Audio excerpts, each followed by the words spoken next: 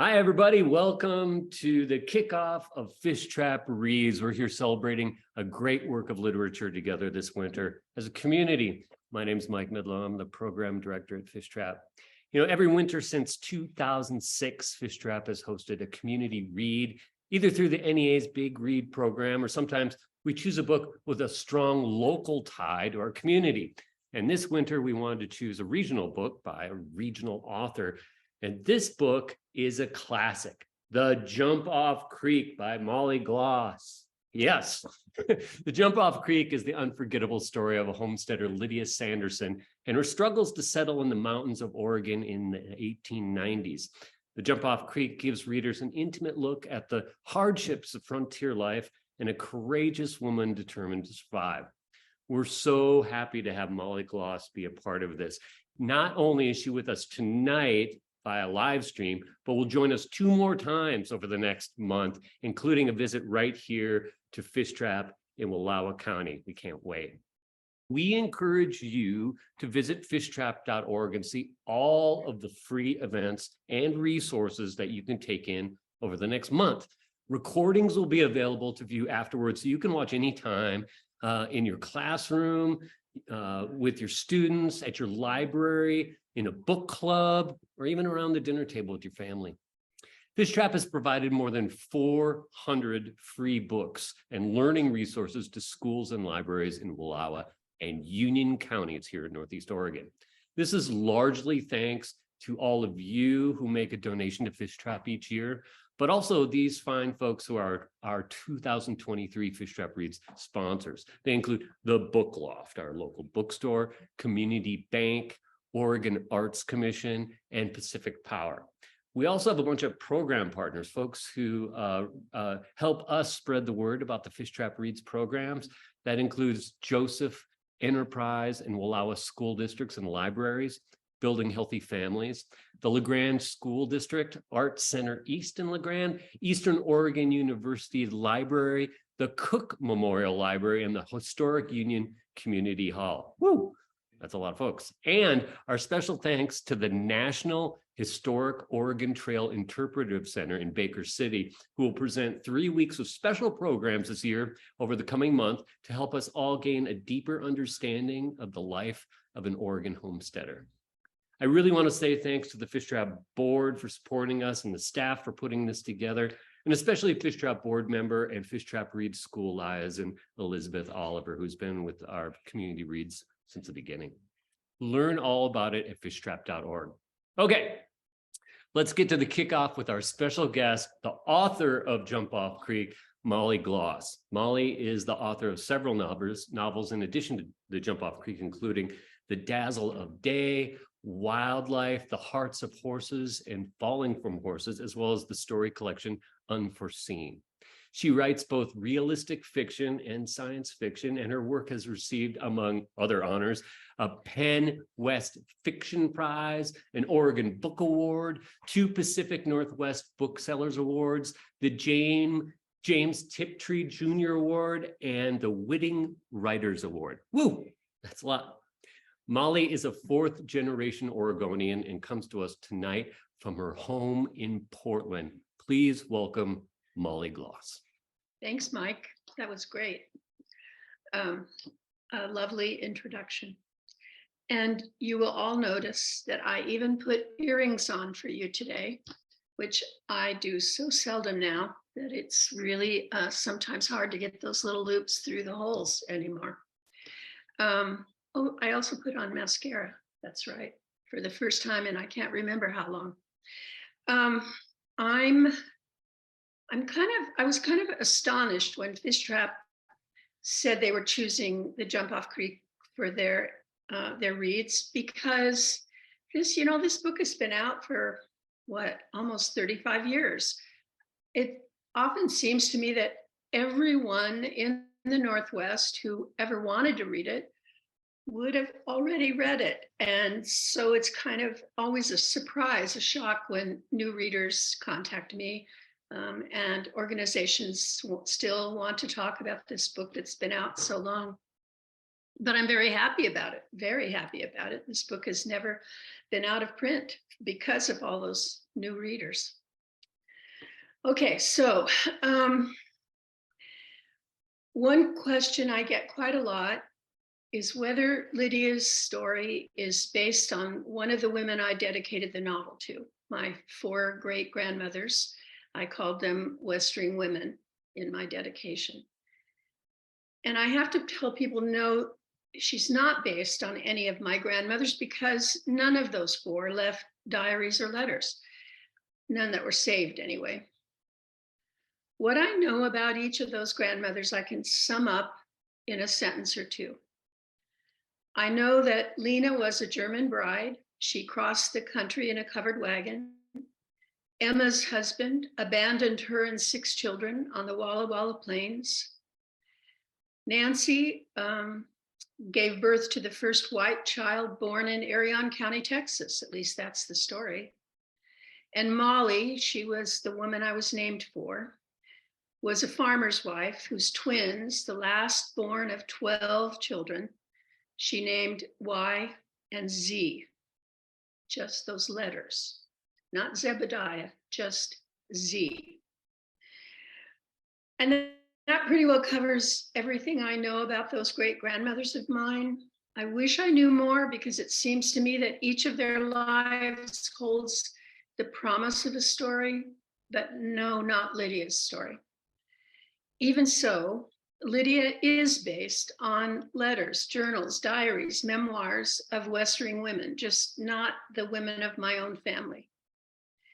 So for the kickoff of Fishtrap Reads, I thought I'd tell you what I know about Western women, their real lives, what I learned when I was researching for the novel, kind of versus how Western women have usually been portrayed in fiction. I think it's a fairly safe bet that I've read more Westerns than most of you, maybe all of you. I started reading them when I was about 12. That's a library story I've told many times, and I won't tell it again tonight.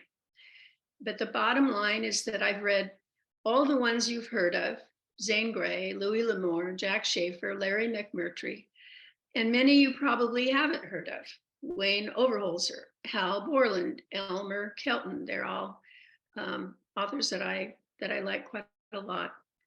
I have a great deal of affection for those novels, even now, even the ones that traffic in stereotypes, plot elements that I know never occurred in the real history of the West, because even when they have a kernel of truth as a starting point, they're trying to be true to an American West that never existed. They were always about how America wanted to see itself.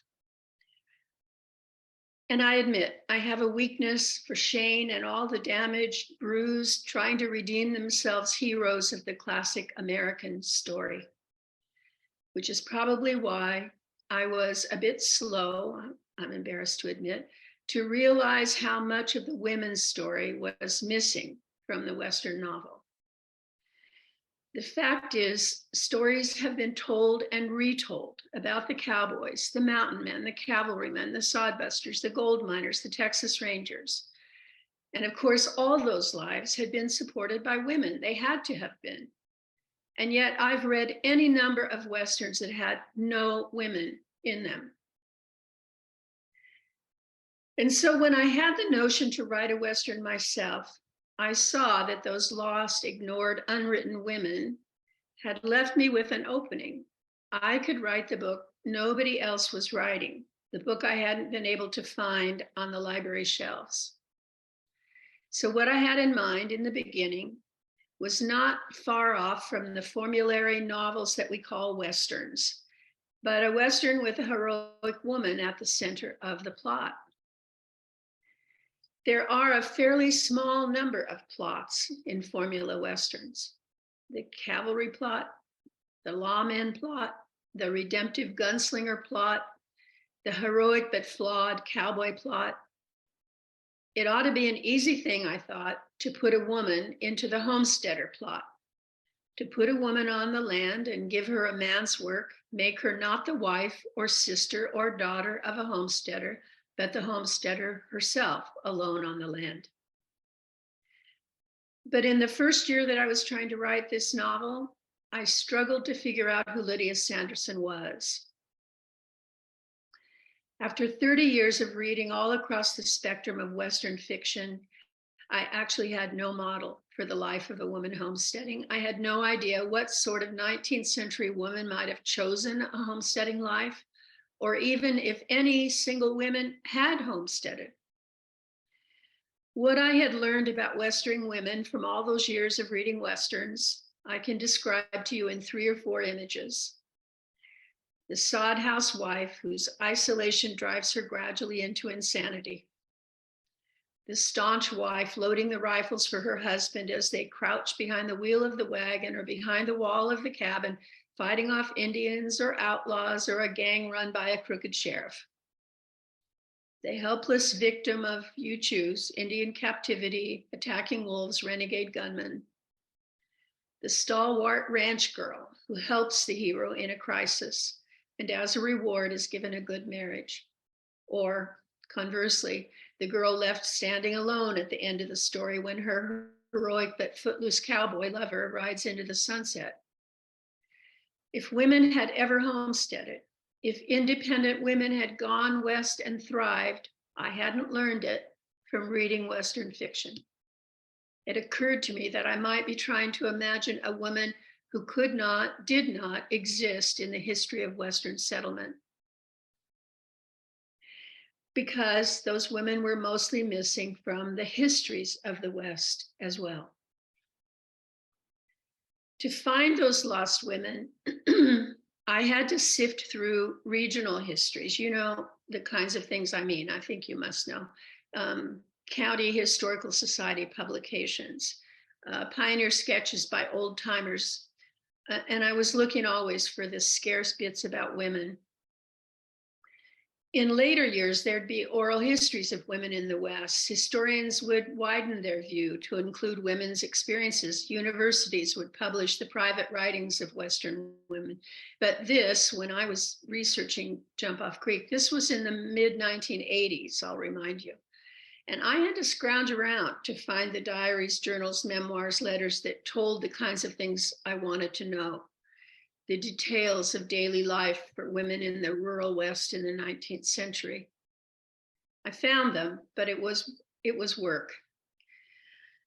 It was in those diaries and memoirs that I found the stories of Indian women who were living on the land that newcomers stole from them, the Spanish-speaking Mexican women who came north with the missions as housekeepers and cooks, the white and Black and Hispanic women who rushed to the goldfields with the men as prostitutes, as cooks, as miners themselves. The farm wives who grubbed out sagebrush, followed the plow, hauled wood and water while their husbands worked for wages away from their homestead claims. The ranch wives who branded cattle, pulled lambs, forked hay, cooked for the roundup crew. The Asians who came west, or actually east, as concubines or slaves. The communities of nuns who taught and nursed and preached. The young women breaking horses for their family or for their neighbors. And yes, the single women who followed the homesteading dream, alone or beside their siblings, their cousins, their parents. I imagine most of you in this audience know this. It was the Homestead Act of 1862 that allowed a homesteader to file a claim on a quarter section, 160 acres, and later it was 320 acres for a very small fee. But to gain title to the land, to prove up on it, a certain number of acres had to be broken to the plow and planted within the first 5 years, and a house had to be built and lived in for 5 years. You couldn't simply build a shack and then move to town and come out occasionally to look at your land. You had to live on it for 5 years. The Homestead Act had given women the right, along with men, to file a claim for a homestead, provided the woman was single or head of the household and over 21. I knew that even before I had the idea for my homesteading novel. Many of you probably know it too. What you may not know, what I didn't know until my summer of research for the Jump Off Creek, was that the percentages of women claiming homesteads climbed steadily with the years, and at its zenith in the 1910s, about 1 in 5 homestead claims was filed by a woman. In these diaries and memoirs, I found all the homesteading women I had seldom glimpsed in years of reading Western novels. Women who carried on the homestead or ran the ranch following the death of a husband. Many spinsters or widows looking for financial independence, either by farming on their own or by proving up on a claim and then selling out for a grub stake to do something else. Women escaping from their marriages, either as divorcees or runaways. Women hoping to earn a living outside the usual women's fields. They didn't want to be a school teacher, a maid, a cook, a factory worker. Women sometimes pitched tents on their claim until they could get a house built. Many women came west with other family members, sisters or parents, brothers or cousins, and filed claims in a block to gain family holdings as large as possible. Because of the requirement that a house be built on each claim, sometimes family members or friends built their houses at or straddling the common property line. I read about 4 sisters who filed on adjoining homesteads and built their houses all in a cluster at the intersection of the 4 corners of their individual claims and worked together to plow and plant on all 4. Some women had already tried to homestead somewhere else or were second-generation homesteaders. Alice Pratt's memoir, Homesteader's Portfolio, was a very valuable resource for me when I was doing this research. She had spent her childhood on a homestead in the Black Hills, doing a lot of the work for the homestead because her father was working in town much of the time to keep up the family finances. Her first memoir before Homesteader's Portfolio had been about that experience. And of course, there were women drawn westward by the same mythos that drew men, women who simply went for the adventure, just like Huck Finn lighting out for the territories. Alice Pratt was among those too. I had a haunting fear that it would be tame, she said at one point. Some who came late to the game, like Lydia, bought a relinquishment, that is, a homestead someone else had given up on. And plenty of homesteads were relinquished. Here's something that doesn't get talked about enough. More homestead claims were filed in the 20 years after 1900 than in the 50 years before. Of course, these 20th century homesteaders were taking up land an earlier generation had turned their backs on. Dry land, high elevation, extremes of weather. The role that the railroads and the government played in persuading people to come west and take up farming on land that might have only 8 inches of rain a year, that's a talk for another time. Just to say, for a while, every 160-acre parcel or 320-acre parcel in the dryland west was occupied, had a house on it, and was individually farmed. But less than half of all homestead claims were ever proved up on, and among the 20th century homesteaders, only 1 in 5 ever made it to final proof. You can spot the collapsed shacks of failed homesteads from every county road in the dry West. But here's something else you may not know. Women's rate of success proving up on their claims was statistically better than men's. I've thought about that a lot, and I've come to think it must have taken a certain kind of woman to make the attempt in the first place. The 19th century woman who chose a homesteading life, whether it was stubbornness or determination or that yearning for adventure, but something that would have served anyone, man or woman, in sticking it out, or so it seems to me. For the homestead novel that I planned to write, I had put together some plot elements of a traditional Western, a marauding grizzly, a cattle roundup, some bad guys rustling cattle, a half-breed sidekick. So in my reading of the diaries and memoirs of women, I hoped that I would find the same things Western men wrote about, encounters with wild animals, with outlaws, finding a way across unmapped mountains, hunting cattle on horseback, and here or there I did. But in the memoirs of women who had homesteaded, and wives and daughters who had worked on horseback alongside their husbands and fathers, there were details that I'd never come across in Western fiction. The difficulties of washing long hair in a small basin and in the winter getting it to dry without freezing overnight to brittle sticks. The surprising freedom with which most women moved about the West without being afraid of Indians or outlaws. The many ways in which a woman in skirts might manage to ride astride a saddle and how common it was. In their diaries, I found details of backbreaking hard work, branding cattle, yes, in heavy skirts, grubbing out sagebrush, helping with lambing in the black freezing middle of the night, and also a daily matter-of-fact kind of courage and coping, details of sickness and childcare and grief and loneliness and poverty. Many of them wrote poems to dead husbands or children who had died. They wrote about their anguish over a lost love or a child gone wrong or an elderly parent failing. Where there were references to bodily functions, sex and childbirth and birth control, they were almost always oblique. In a letter between sisters, advice, or maybe it was a joke, about tying a tight knot in the bottom of your long nightgown as birth control. Or a coy remark about feeling poorly, which I learned to recognize as a euphemism for pregnancy. There were references to husbands who drank too much or abused or abandoned their families, sick husbands who left the work to the wife. They left lots of things unsaid. After a woman's vague complaint about burning the bread, we might only days later learn the reason. A blizzard has drifted over the stovepipe.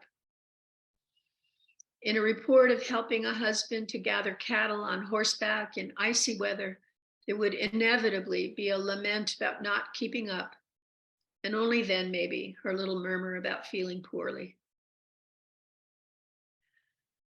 I don't understand myself really how novels arise in the writer's mind, but I know that this alchemy requires always a reader's passion, that The Jump Off Creek was written out of my lifelong familiarity with and affection for and frustration with the many forms of Western literature, especially and originally with the traditional formula Western. And I know that Lydia took her true character and the novel its true shape from that lengthy period of research, digging through and reading the voices of Western women themselves. The Jump Off Creek was first published in September 1989. I've already done that math for you. That was more than 33 years ago. It's never been out of print. And early on, I was often told that I'd written a singular work, that mine was virtually the only modern novel of a woman's experience in the West. And that might even have been true in 1989. A revisionist women's Western, one reviewer called it. But it could have been otherwise. In the earliest drafts of my novel, when I was struggling to understand who this homesteading woman, Lydia Sanderson, was, I had tried putting her into one of the women's roles I was familiar with from the two-gun cowboy novels. An educated, genteel Easterner of delicate beauty, a gun-toting, short-haired Calamity Jane type, or in another version, a trouser-wearing, cigar-smoking, strong and silent, tough as nails cowgirl. It was my habit in those days to take the summers off from writing. This started when my son was little and my writing hours were governed by the school calendar, and I had gotten to like the summers for catching up reading, for tending my garden, and just for kind of clearing the decks so I could start fresh in the fall. That particular summer, I began searching for Lydia in earnest, reading the diaries, memoirs, journals, and letters of women in the West. I had heard more than once that the Western as a genre is outworn, defunct, dead. Every nuance of Western mythology, so they say, has been endlessly explored in print and film until the genre has nothing left to reveal. But if the mythology of the frontier, the male mythology of conflict and conquest, has been emptied of its meaning, the other half of the Western experience, the women's half, with its governing myth of wholeness, of accommodation, its stories of ordinary people whose daily working lives are tied to the land and the weather, stories of peaceable, authentic courage, and of strong women and men whose strengths are, for instance, responsibility to the community and nurturing and compassion. Those stories have only begun to be plumbed.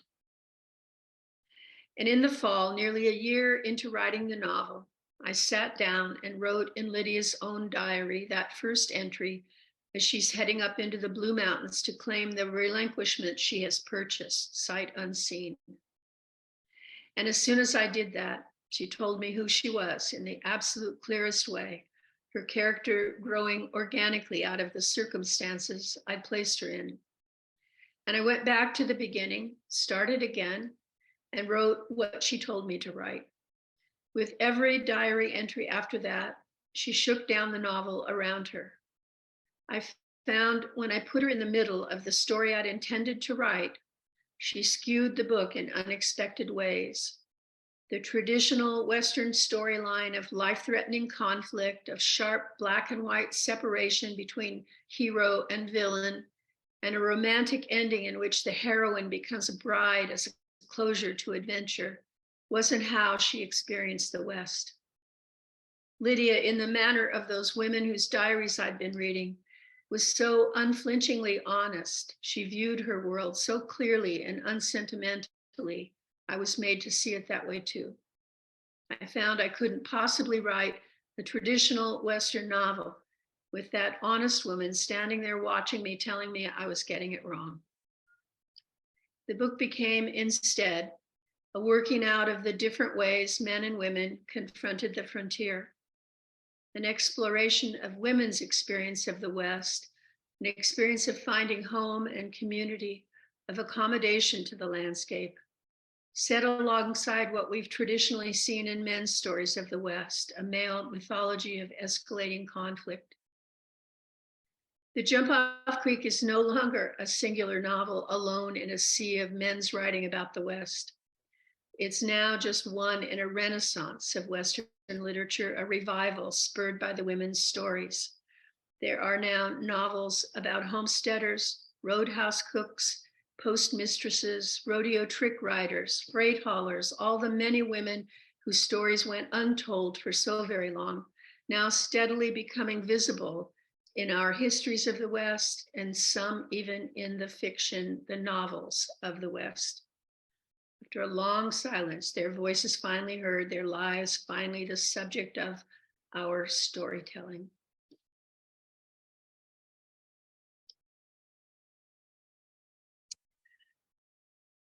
I'm here if you wanna, anybody wants to ask any questions or carry on the conversation for a little bit more. Well, Molly, if that didn't inspire people to pick up a copy of the book, nothing would. This is exactly how we wanted to kick off Fishtrap Reads.